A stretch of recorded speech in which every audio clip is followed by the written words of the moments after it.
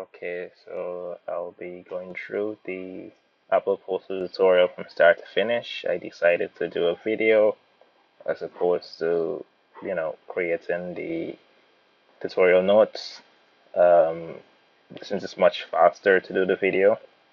So you can follow this video if you want to redo the Apple Poster or if you had any difficulties. Now, of course, you'll need the Apple Poster folder files, and you'll also need a list of the guides and the fonts used to add the text, all of which will be provided to you if you don't already have it.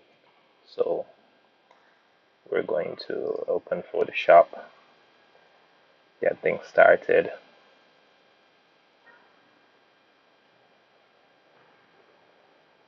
Right, now I'm going to create a new document to the size of the Apple Poster, which is essentially an 8.5 by 11. So it's going to be 8.5 inches wide by 11 inches high, 300 pixels per inch, CMYK, white background, and I'm going to name it Apple Flyer. Alright, of course you can give it any name you want. Alright, so this is the Apple Flyer.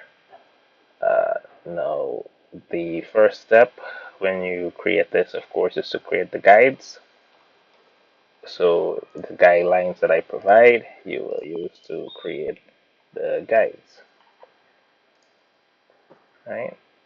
Now, essentially, the guides can be created using the keyboard shortcut. So if you specify a keyboard shortcut for the guidelines through your view menu, of course, you have new guides, Control Shift Q. So we're going to quickly create these guides, right?